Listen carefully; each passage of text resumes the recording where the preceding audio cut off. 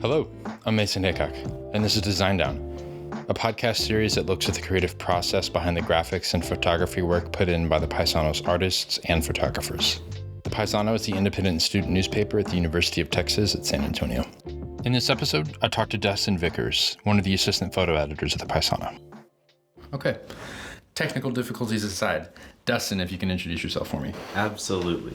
So, my name is Dustin Vickers. I am a junior at UTSA, and also I am the photo assistant at the Paisano. And how did you get involved with the Paisano?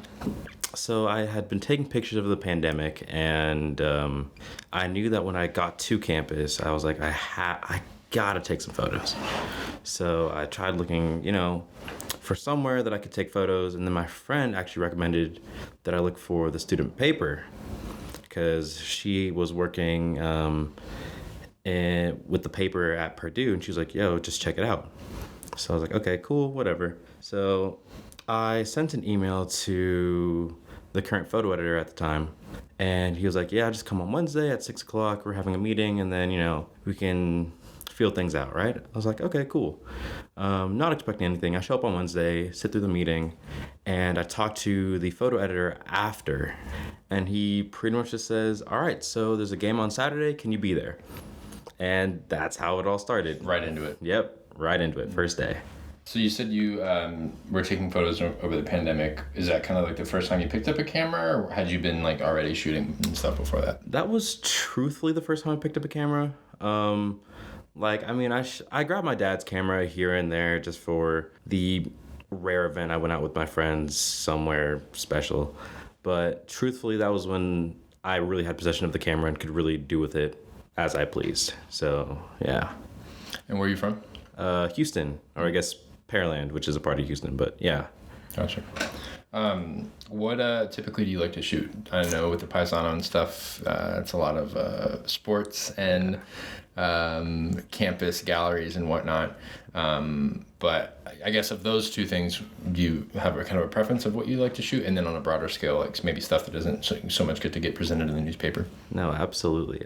So of those two things, sports and galleries, I have wanted to shoot more galleries, but I find myself enjoying the sports photos that I take more. Mm-hmm. Only because I feel like even though I'm completely out of control, like I have no control over what the photo looks like in the moment, I feel like after I, put my edits to it and see what I have, put my edits to them all, I feel like that photo is mine versus being limited to a gallery wall or stagnant structures or what have you, But I guess in the broader sense, I love taking portraits of my friends, I guess, or very scripted scenes, I guess. That could be a theater background, that could be who knows what, but I love having very scripted, even though I don't do it as much, very scripted photos and portraits of my friends and family. So when you say scripted, do you mean because Eric, when he was talking about when he would do his kind of portrait stuff, he's on film, and so it's maybe a little bit different than, I'm assuming you only do digital, right? Mm-hmm. He kind of refer almost as a shot list in a sense, because portraits are, I'm assuming different angles, close-ups, kind of wide, so to speak. When you say scripted, what do you mean exactly? Now, unlike Eric, I don't have the whole shot list because I'm shooting digital, and I get it. You want your photos to be high quality, and you don't want to have a bunch of just wasted shots. But for me, I love to have fun with my shots, and so by scripted I mean here's a general plan instead of just leaving the house with the camera and being we'll figure something out. I'll have a general plan of, I want to do something at night in this area, or something under these specific lights, or something like that. Just a broad stroke, but we all know what we're doing when we get there. Mm-hmm. So in the past, me and my friend, we'd go out to this park, and we'd go at different times of the day. And for his birthday, we were like, all right, we're going to be there around sunset, so we'll try to start taking pictures earlier in the day, so then hopefully we'll get some really good shots towards the end of it, right? And we got some good shots, but it wasn't until we were going back to the car where we got some amazing shots of pretty much his silhouette. His silhouette and some very cinematic looking shots, which I sent it to him for his birthday, but I haven't done anything with him since. I keep coming back to them, looking at him like, I'll do something with them later. But yeah. Do you have like a reel, like a gallery, so to speak, like a web gallery kind of thing? Don't. I really want to set one up, but I haven't gotten around to it yet. Because I have a lot of photos that I just need to put up somewhere, but I just haven't known where to put them. So. I'll ask this, I guess, before we circle back to sports. When it comes to like portraits and whatnot, do you typically like, as far as settings and stuff go, do you have a preference with that? Like, stuff that's in nature, or maybe stuff that's like street photography almost, kind of? Do you not really kind of... I haven't really been... like outside doing actual street photography. I've just been in parks, mostly parks. I did some, at a river once with my friends and at the beach, but I did those on a whim and didn't really look at them again. So yeah, I want to do more street photography, but I've just never gotten around to it, I guess. To circle back to sports real quick, talk about the, like, I guess, differences in shooting sports over like portrait photography. Like that, obviously, you're dealing with football, UTSA's football stuff is going on now. It's football season. You photograph other sports specifically, but take football for example. It's for the parts of the game, it's people are moving and rapidly and stuff, and you're trying to get images really quickly. Talk about the difference in that, whereas you're just shooting somebody that's absolutely standing still. Yeah, so it was a steep learning curve. The first game I went to, that weekend of my first appearance at the Paisano, I was struggling. I was, for the most part, following the photo editor at the time, trying to figure out where he was going, why he was going, because I was never really into sports. So I was trying to figure it out, I knew the overarching premise, but I was trying to figure out why he was going where he was at the time and just why, right? Yeah. So if I was in a decent position, which I'd figure out halfway through the play, I'd have my camera on sports mode and just shooting, hoping what I'm aiming at is in focus. So you're just holding the button. I'm just holding the button because, like you said, everything's moving fast. So if I were to do a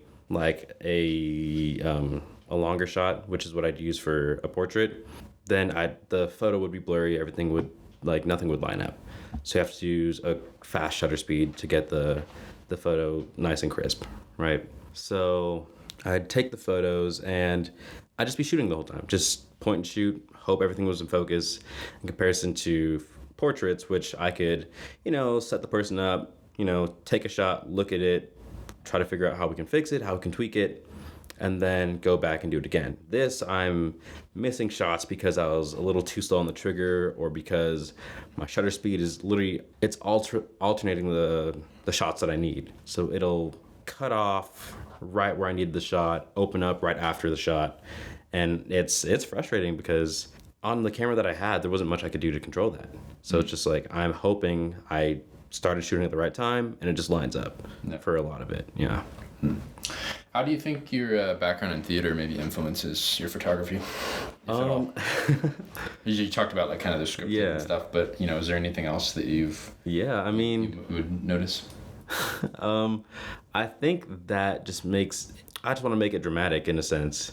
I just want my portraits that I take to be a little extra, have something else to them that's not just the photo themselves, right? Like you have your subject and your goal is to make them look nice, but I want the entire photo to be something interesting to look at, not just the subject, right? So I've done that in the past by playing with lights, by using a sunset lamp that I was given, or covering my flash with my hand to create shadows in different areas than they would appear, right? I don't unlike theater, I'm not gonna I haven't thought about putting on, giving people costumes and a whole, this is the exact kind of set the exact kind of shoot we're trying to have. I've thought about it on the rare occasion, but I think overall I'm just trying to make these, photos that actually are interesting to look at, not just like, oh, it's a pretty picture and that's it. But, things that, images that stand out beyond just being a solid portrait. Talk about the like perspective of a photographer. So to go back to sports again, taking UTSA into account and where they play their home games, it's an indoor stadium. Yes. And then, we'll talk a little bit about, because you went to Austin to photograph the game against UT, and that's an outdoor stadium. Talk about the perspective of what it's like as a photographer at a football game. You're with the rest of the press, I would assume, on the sidelines, on the corner of the end zones and stuff, more or less. Yeah. Talk about what it's like to maybe kind of be in that kind of moment, kind of capturing images. It is. Whenever I first got to that game, or the games I've done, it's a surreal feeling, to say the very least. It is insane because UTSA, the student section, the people of like everyone in the city comes out, and it is electric, and you feel it down there on the field. And even though you have a bunch of other photographers and all that stuff, we can only go from the 15-yard line to the end zone. So that's where we're able to shoot on either side of the field. Mm-hmm. So you can kind of gauge where you need to be based on where the mass of people just start running to. So if there's a turnover on the other side of the field, you just see people sprinting to the other side to try and get there. And when I'm down there, I can't help but smile just because I'm like, wow, like we're all really, we're all just on the field, shooting, trying to get whatever we can for whatever, company or association we're with. You see people having conversations while we're waiting, in between plays or during timeouts, just talking, not necessarily about the game, but maybe what gear they have. It is simply a surreal feeling. It's crazy. It's crazy to be down there. And to compare that to UT, the UT field was something else.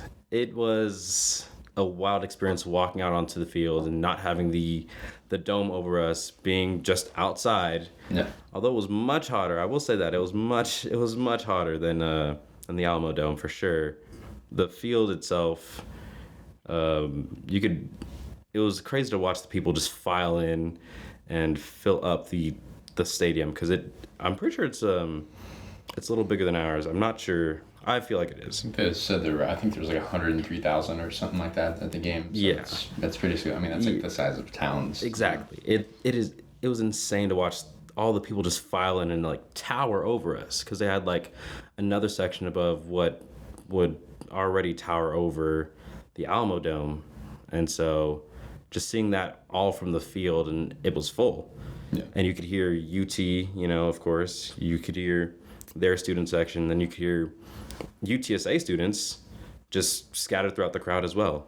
It's a wild feeling to be down there, for sure. No. Would you consider photography for you as a hobby, or kind of something maybe you'd want to like, maybe not pursue as a profession, but maybe take into something a little bit more serious than a hobby?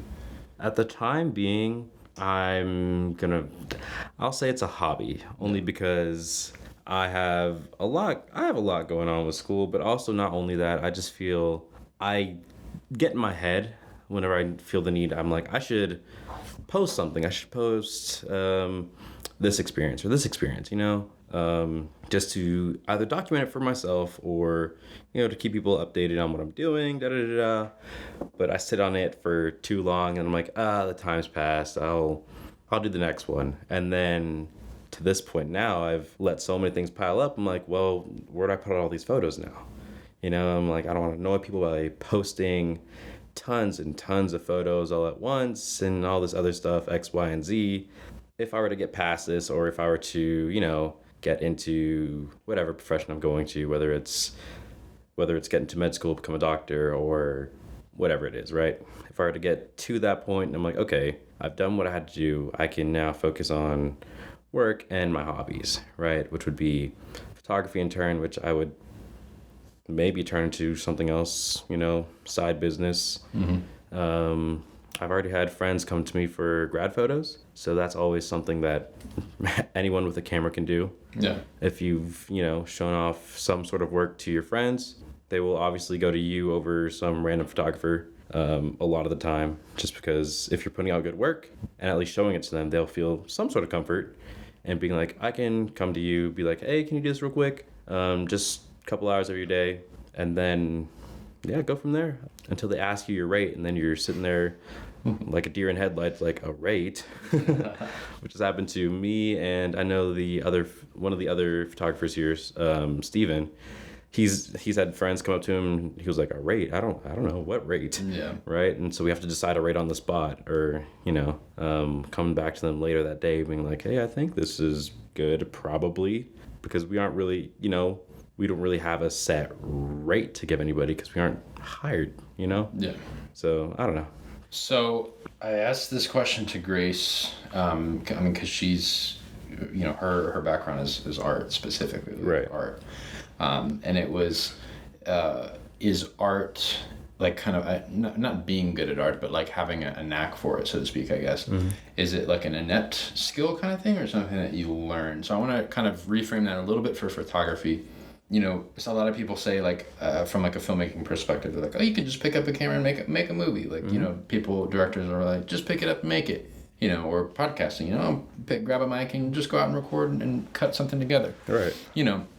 You can absolutely do that. You could, yes. You can absolutely pick up a camera and go take photographs and stuff. But to begin to like master the craft, so to speak, of like mm-hmm. understanding, framing a subject, mm-hmm. If you're doing stuff that's a little bit more dramatic or sophisticated, that's not connected to a sport or anything, framing, lighting, all that kind of stuff.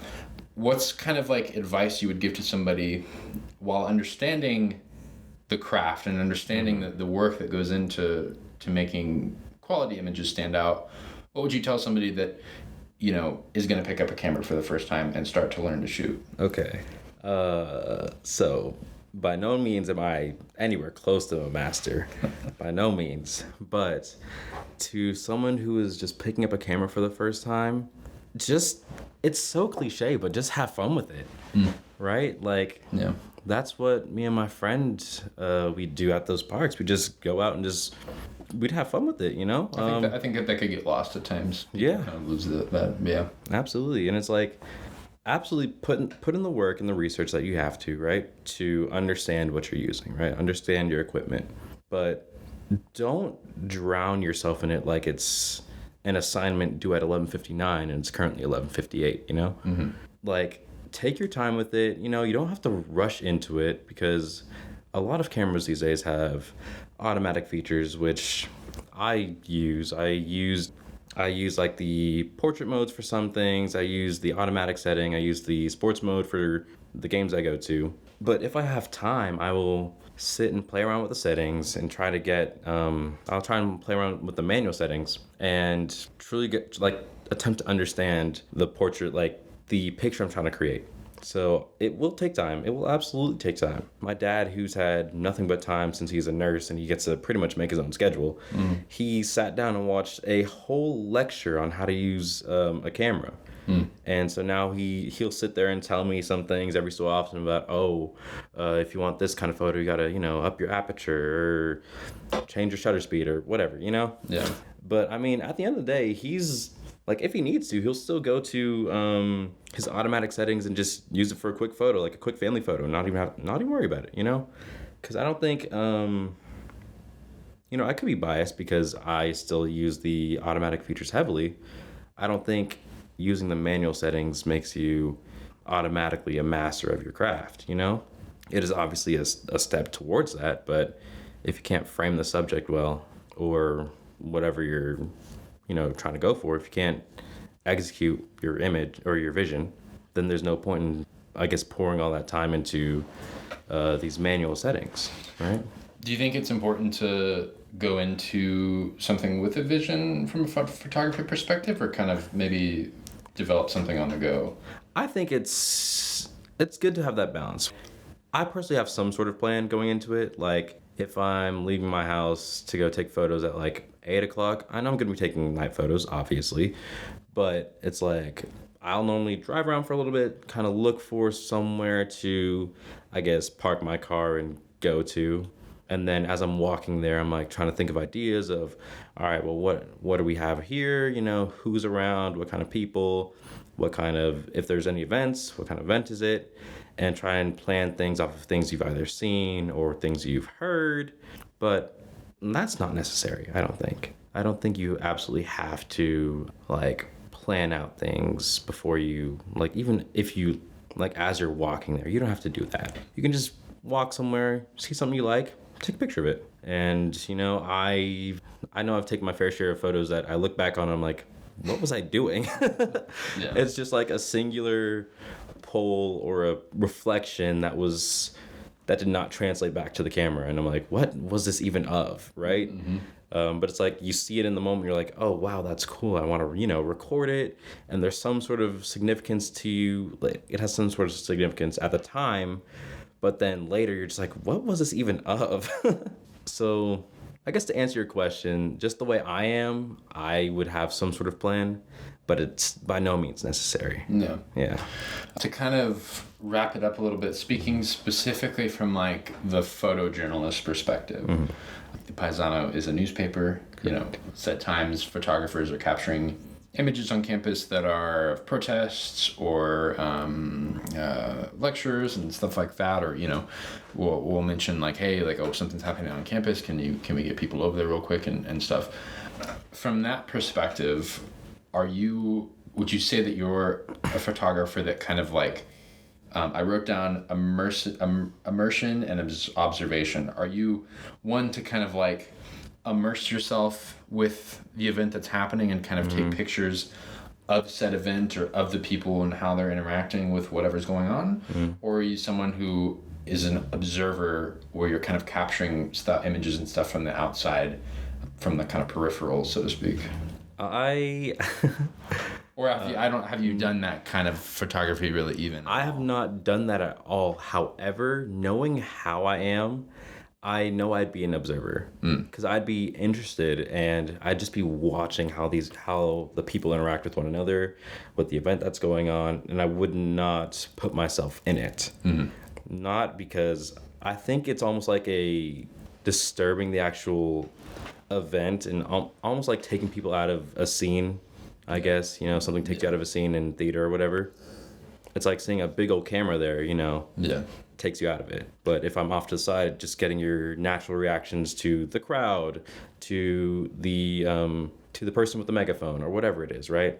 I think that captures a more natural reaction versus having someone with a camera holding it above a crowd and just shooting at the focus of the event, you know. Awesome. I think that's a wrap. All right. Thank you, man. Absolutely. You can find Dustin's staff page linked in the show notes below.